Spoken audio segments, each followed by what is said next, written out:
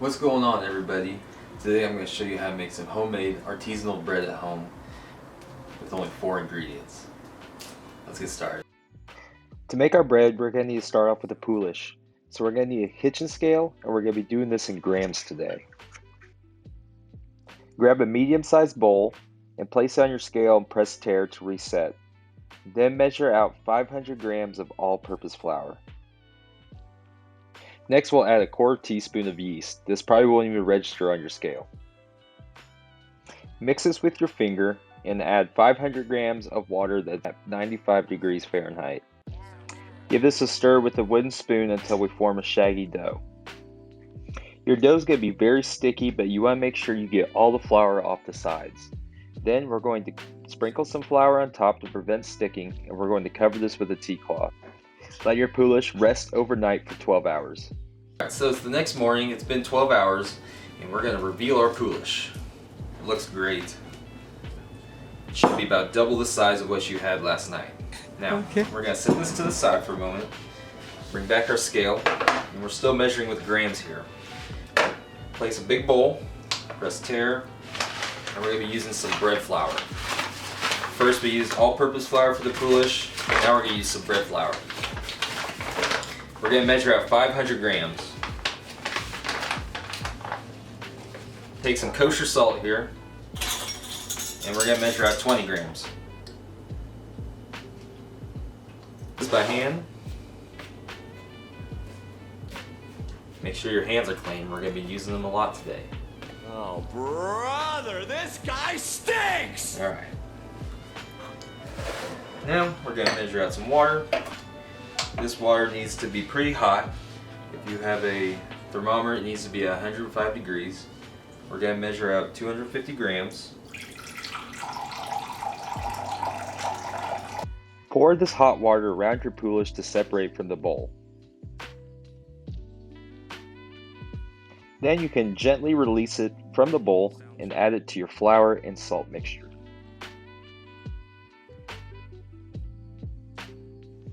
There's a special method to mixing this called the pincer method. So you take your 2 fingers like I've shown here and pinch your dough together. We're incorporating the flour to the Poolish this way. You will also use a mixture of folding.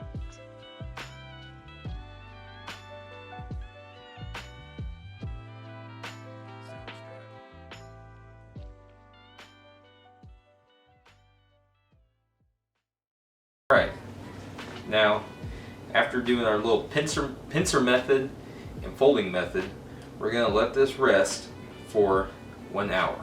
Now within that 1 hour we need to do some folds. So I do my first fold at 25 minutes and then my second fold at 45 minutes. 25 minutes, so we're going to take our cover off and we're going to reach underneath this dough and we're going to stretch it as high as you can get it. Now you can wet your hand for this if you like, because it's going to be very sticky still. And we're just going to slap this onto the top of itself. What this is doing is it's creating gluten. We're going to go until this is going to get into a tight ball.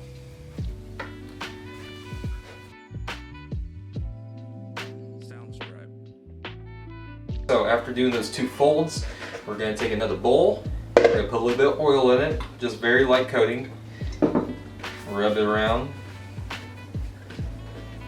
Then take your dough ball, add it to this new bowl, and then we're going to cover this and let it rest on the counter for at least another 6 hours.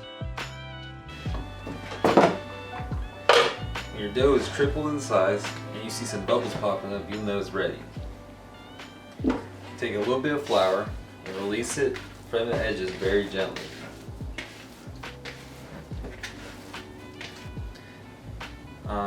Our board here. Alright. Now reach under, bring this into a nice little ball right here.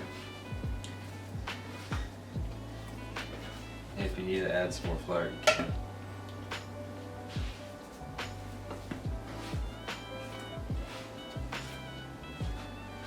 Alright. Now, right down the middle, you add a line of flour.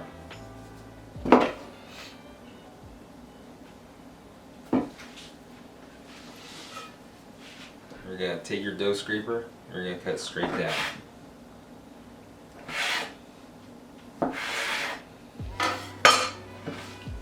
Alright. Now, this first dough ball, we're going to take it, we're going to reach under, we're going to pull up, slap down like we did earlier. Be gentle with the bubbles.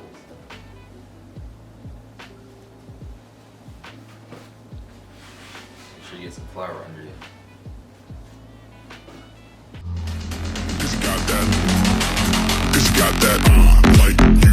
Alright, when your ball is kind of tight there, you're going to put it on flat surface like this.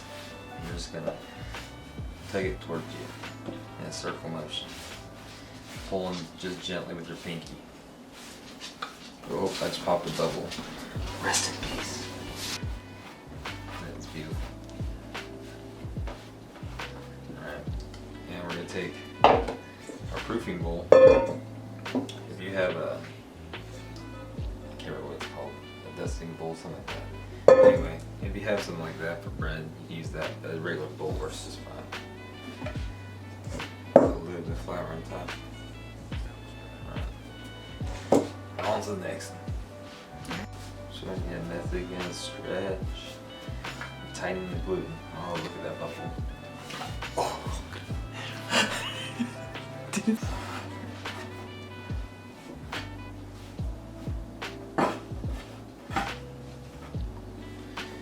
Now we're going to cover these up for another 30 minutes.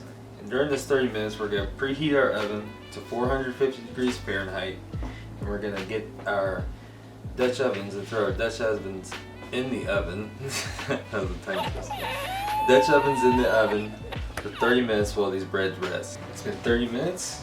Now we're going to get our dough balls ready to go in the oven.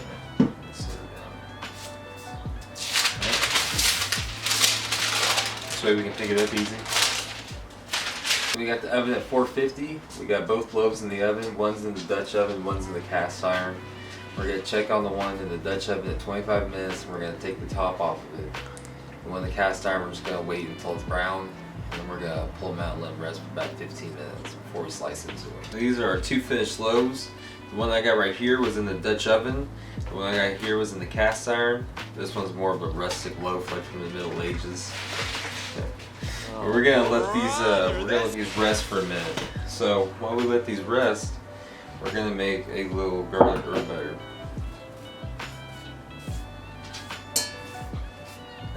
Oh my God! That hurts. Fresh parsley. We're going to wait to add the Parmesan. Place your bowl in your KitchenAid and you're going to add your whisk attachment. We're going to be turning the speed to high. We want to beat this butter until it's white and soft and spreadable.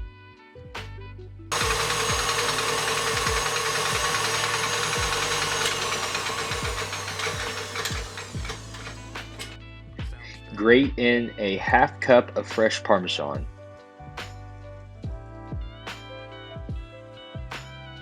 And just like that, we just made an easy garlic herb butter. This right here is our crumb. So like the crumb. And that is how you make homemade bread. It's only 4 ingredients. It may take a long time, but it doesn't take much effort. It probably gave, I think, an hour of actually putting in the work for the dough. The rest of the time, it just works on its own. So that's all for today. Make sure you like and subscribe to see more, and I'll see you next time.